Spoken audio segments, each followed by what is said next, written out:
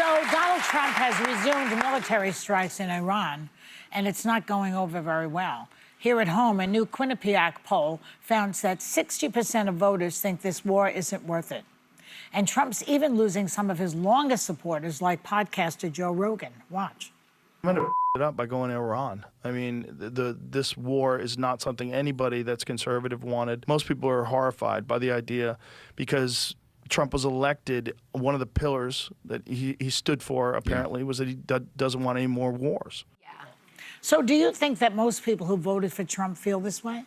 Definitely a big segment of the Republican Party does. I think a lot of what would call themselves the America First Coalition. We had Marjorie Taylor Greene here earlier in this week, Tucker Carlson, Megyn Kelly.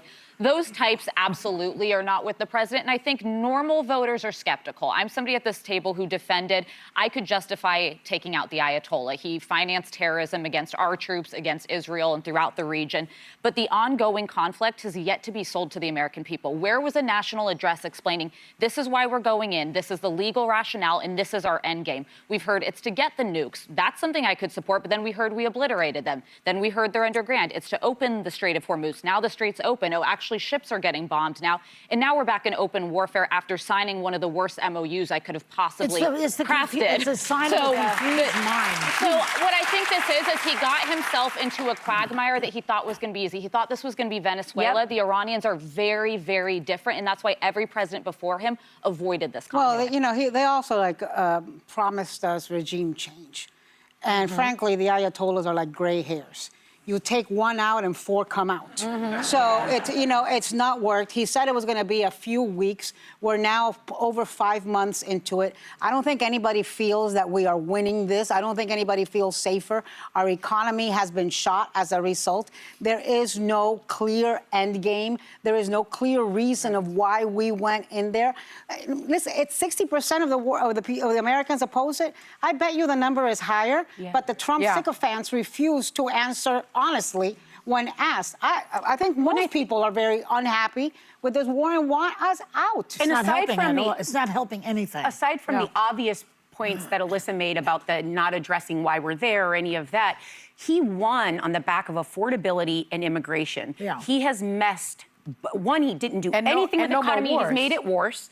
And immigration, people that were reasonable were getting on board with, oh, you're going to fix a system that's been broken. And then we watched people being killed and shot and dragged. And we're like, people are like, no, not that. So the two issues he promised he didn't deliver on. So I think that adds fuel to the fire. If he was doing the job he promised here in the country was feeling like he was doing what he said he'd do, I think you could have more conversations about some of the decisions he's making.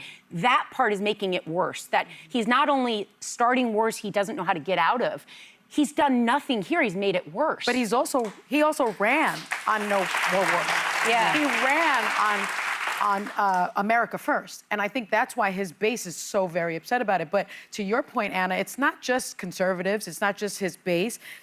The Brookings Institute polling, most Americans say the Iran war is bad for America. 84% of Democrats, 63% of independents say the war's effects have been more negative than positive. And even among Republicans, the assessment is more negative than positive. So everyone is against this war, everyone. And I've said it from the very beginning, it's an illegal, unconstitutional war to begin with.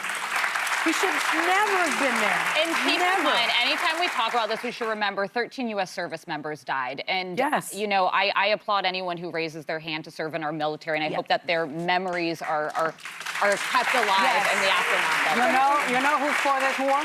Netanyahu's for this war. He's never met a war he hasn't liked, and it keeps him from facing accountability at home. Yes. Witkoff and Kushner are happy about this. They're going around the world making deals. Yes. Given their positions. Doesn't his base care about the fact that he and his family made $2 billion? Well, beyond that, he's also renovating the White House and trashing it and not getting approvals, and he's paying for things and then saying, no, someone else is paying for it. Like, the American people are hurting. He never delivered on that part. Now he's charging the American people for everything he's deciding to do.